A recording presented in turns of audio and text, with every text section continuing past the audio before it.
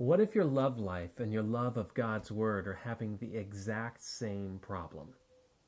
And what if they both can have the exact same solution? That's what we're talking about today on Love Ed with Julie and MJ.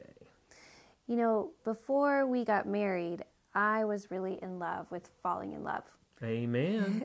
So I love to fall head over heels for some guy, and just that infatuation stage where you like everything about them and they like everything about you. I'm sorry. They make you feel like really special. And they like everything about you too. Yeah. But then inevitably the relationship would deteriorate and crash and burn, and then you have the depression of that broken relationship, and all of a sudden you don't like everything about each other anymore. And you're in the pit of despair. But our relationship grew differently because while I was off doing that craziness, we really were just friends without ulterior motives. Because I was busy pursuing my own little, bright, shiny objects. Boy, I bet the girls I dated back in college would like to be called that, wouldn't they? That was awesome. Okay. They're not watching this, though, right? Oh, Lord.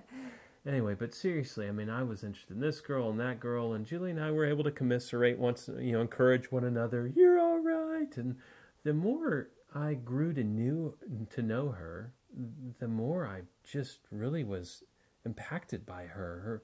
Her walk with the Lord was real. And I always thought she was cute. From day one, I thought, that's a cute girl. But as I watched her grow and even make less and less stupid decisions in dating, amongst other, I just watched her grow. And I looked at her one day and I was like, she's beautiful. Oh, thank you. So we grew in love, and that really surprised you, right? Yeah, absolutely. Well, it surprised me too. But what does that have to do with our key life discipline today, which is to commit to knowing God's Word? Well, quite simply this. I feel like most of us haven't made the commitment to know God's Word. And by that, I mean to read it, study it, meditate on it, even memorize it. Not the whole thing in one sitting. We're not doing any of that because we just don't feel like it yet. We're waiting to fall in love with it. Exactly. We know the Bible's something special. Just like I became pretty early on to realize, hey, Julie's something special. But there's some other spiritual experience that's going to happen out there that when it does, we'll be set on fire, and then we'll get in God's Word all the time, and we'll love it. And we'll want to. Not understanding that God's Word says it is living and active and sharper than any two-edged sword, and piercing as far as the division of both soul and spirit, and joint and marrow, and able to judge the thoughts and the intentions of the heart. That if we just get into that Word, if we commit to it, then maybe those feelings will come.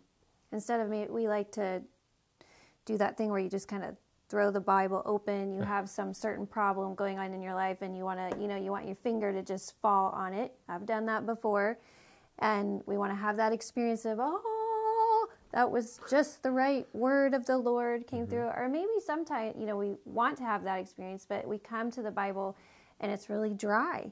It can be hard to understand. We don't get what it's saying.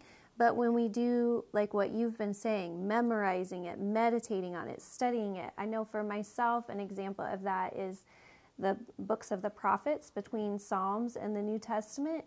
I really didn't understand those books. I didn't get them. That was a very judgmental God. They seem negative. Yeah, and a few years back, I decided, okay, I really want to understand this part of the Bible, and did more of what you were saying, got some studies, some commentaries, really dug in, read them over a long period of time, and just discovered amazing things about God and how different those books were, about the story of redemption that is in them, about God's love for other nations that I didn't know was in there. And God's Word is like that. He says himself that his Word will not return void. When we read his love letter to us and we really take the time and invest in it, the Bible is the type of text that teaches us like nothing else can. Absolutely. That's why committing to know God's Word is one of 3 key life disciplines that we address in Book 2 of the Love Ed Study Guide series, Beyond Sex and Salvation. That's Book 2. Book 2? The Book 2. 2. And it's the green book. Green for the growth we hope it brings out in your life. That's right. That's right. And next week we'll be talking about the second key life discipline on Love Ed with Julie and MJ.